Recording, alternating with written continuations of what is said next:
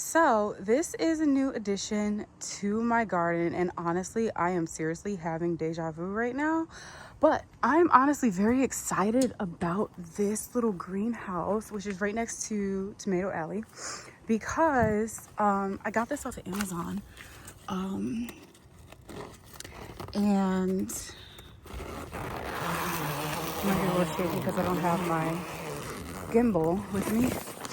But yeah, so I got this off of Amazon, and it's honestly so perfect. The fact that it has the flat back and the curved front, and it's very honestly a lot more spacious in here than I thought it would be. So what I did was, because a lot of these mini greenhouses are pretty flimsy. So what I did was I took 3 6-foot stakes and I drove them into the ground, and then I have to zip tie this one to this post, and I'm gonna zip tie them, but I really just have them tied up with the tie that came with the greenhouse plastic.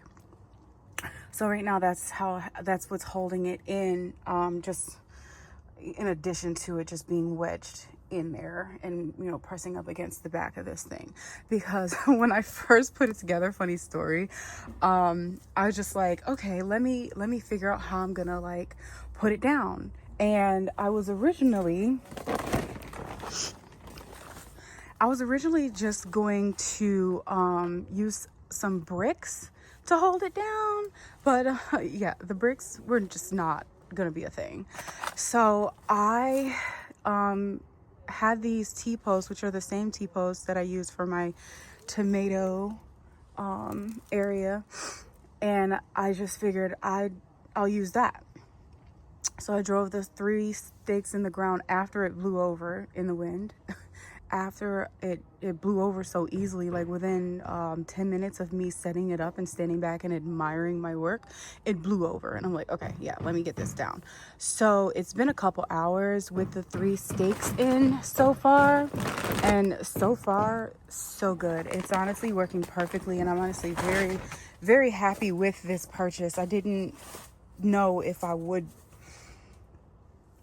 this would be a good purchase, just because like sometimes the reviews are just not great.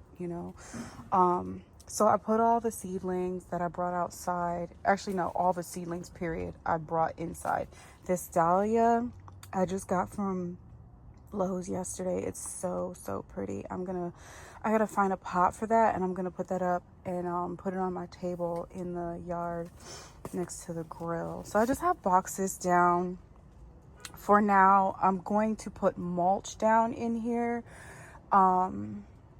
just to cover this area. But I have all my seedlings, including those things, and my tomatoes. And I'm going to show you where I'm going to put these tomatoes in a second. But I still have not potted my peppers. And oh my God, I desperately need to do this ASAP. I'm going to probably tackle this tomorrow. But yeah, so I need to plant out more basil seeds.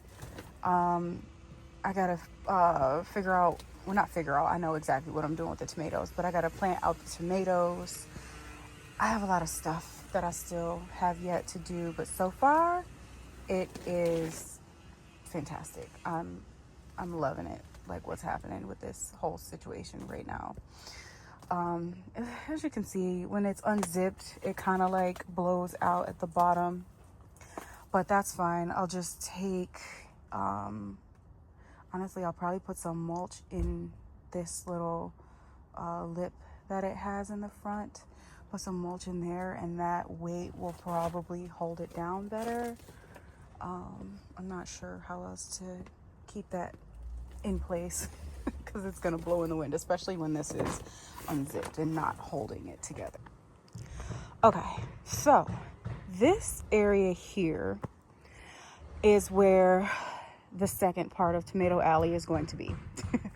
So what I did here was I put a bunch of boxes down, which I have to finish covering the rest of these.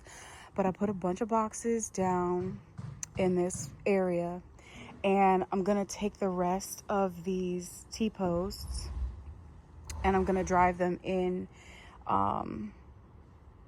2 rows, and I might put some fencing up with it. I might not. I'm not really sure just yet if I'm gonna do the fencing or not. But this is where I'm gonna be putting the rest of my tomatoes.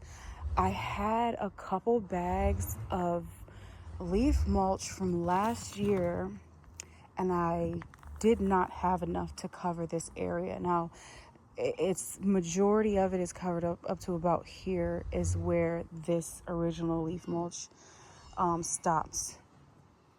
I was driving by and I saw someone with yard waste outside, and I stopped and I grabbed 3 bags, and luckily they were all old leaves and not just like grass clippings. I have to like clean up the edges and things, and over here too. But this is where I'm going to be planting out the tomatoes, and I'm going to wait at least a week or so until I don't see anything under 40 degrees in the forecast. So once the nights don't drop down below 40 is when I'm going to start planting out my tomatoes in this area. Right now there is a day where it's going to be like 36 or 38 degrees or something like that, and yeah, I'm just going to wait until all that's over. Hopefully these leaves don't blow away too crazy. I'm going to water these in, so hopefully the rain or the water will keep them in place a little bit better.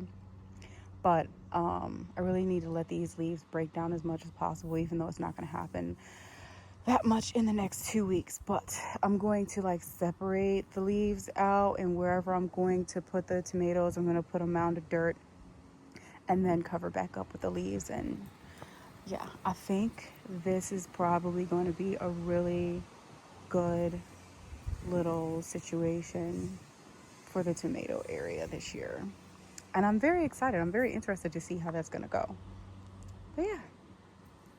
I also bought these beautiful roses from Lowe's yesterday, and oh my god, they smell so fragrant and beautiful. I am in love with these. The color is gorgeous as well. And then I also got a foxglove, and I hate that it's bent over like this. And it's bent over like this because of how they had it growing on the shelf. Like, absolutely ridiculous. But yeah, it's so pretty though. Foxglove is really pretty, but again, I know it's poisonous, but whatever. Yeah, I mean, that's it for today in the garden. So last night we had a light freeze, but as you can see, the tomatoes are doing just fine. Except for this one, which somebody has been munching on that one. These tomatoes here are also doing pretty well.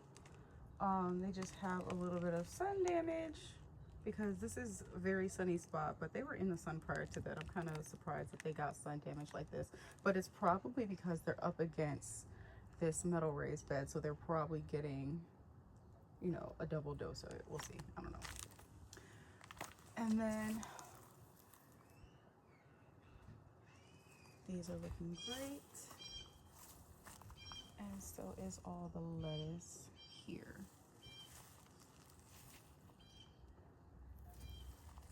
So if you can see, I have peach, what the heck is this called? Oh my god, I just looked it up.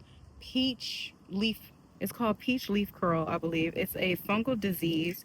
So what I'm just gonna do is cut off all the leaves that have this red pink color to it, and hope and cross my fingers that it doesn't come back on the rest of the leaves. I've never seen this before. I had this tree since last year, So it hasn't been here for that long, but I didn't even know this was a like a disease that it could get. It's basically a fungal infection of the leaves. And I don't use like any sprays or anything in my garden, so I'm most likely not going to use a fungicide to get rid of this. But again, hopefully it doesn't come back next year. I cut off a peach. Ah! I cut off a little baby peach.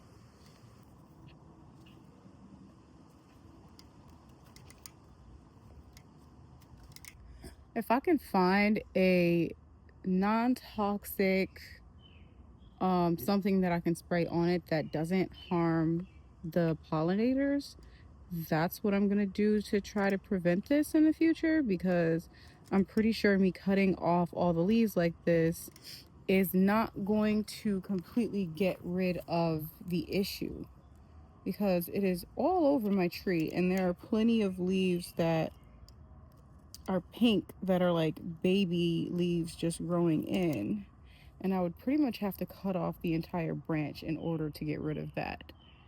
So we're going to do some research and we're going to find out how to prevent this in a more holistic way. So I have an area in my backyard where there are a lot of fallen leaves, and because they've been sitting over the winter, they pretty much turn into leaf mold or unfinished leaf compost. Some of it is actually very good quality, and it had a lot of plants growing out of it. I also had a ton of English ivy that I pulled up. This is what it looks like. If you can see the um, dark compost that's created, and the fact that there's so many worms and other just bugs living in there, let me know that this was good to put down as a mulch. So I use that to mulch all of my tomatoes. I'm going to top it off with a little more just to cover the rest of the bare soil. But so far, so good. Something is eating my tomato plants, though. I would love to know what it was. Probably slugs or something like that. Yeah, this one's completely gone. That one looks okay. That one's good. This one looks crazy.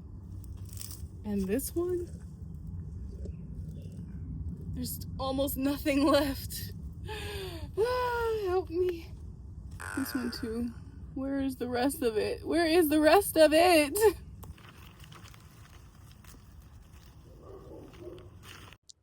So here I am putting down some mushroom compost on my blackberries and my boysenberries. I think this one is the blackberry and the first one is the boysenberry. So here I have a couple bags of grass clippings that I am going to put in my pathways in between my raised beds. I'm using this grass to create compost in the pathways in between my raised beds. And I'm also going to be adding all of these weeds that I have growing here. This buttercup, which is actually kind of pretty. I don't know if I'm going to cut the buttercup down, but I'm definitely going to cut out this curly dock and the dandelions and things like that. And I'm going to chop it up into little pieces and add it here as well. And I'm just going to have boxes down in the pathways, and I'm just going to cover it with the grass clippings. And I also have some unfinished leaf mold from the leaves that fell last year that I'm going to be using in the pathways as well as a brown material. So I put down the 2 bags of grass that I had. If I can find more grass, I'll add it to this and make more pathways, because I need to make one behind this raised bed and in between this one here as well. So what I'm going to do in between is I'm going to take all the leaves that I have from my yard, and I'm going to cover the top of the grass and kind of like make like a lasagna sort of compost pathway. So I have all the tomatoes mulched up really nice. The tomatoes are looking really good. I planted some maypop passion flower seeds in this grow bag. However, nothing has come up yet. So I got impatient and I went ahead and bought a live plant to put here instead of waiting to see what happens with um, the seeds. So I'm just gonna go ahead and plant that out, and it's gonna rain in a few minutes, so that's perfect. I need to cut this plastic piece off. Oh, that's a nice little seedling. It's not root bound or anything. Perfect. I also have a little mulberry tree, which I was inspired by Meg Grows Plants to get this, and I had one in my backyard when I was growing up, and the mulberry tree was so huge. And every year we used to eat an abundance of them. They were so sweet, and just, I loved having that mulberry tree in my backyard. And seeing Meg have a potted mulberry gave me the inspiration to go ahead and get one myself. So I got this one off of Etsy. Excuse my neighbors conversating. I got this one off of Etsy, and I'm just gonna plant this in this 10-gallon pot, which I'm going to fill up with more dirt at a later time because it's definitely not nowhere near full enough. It's nowhere near full enough. I'm gonna fill it up with dirt at a later time.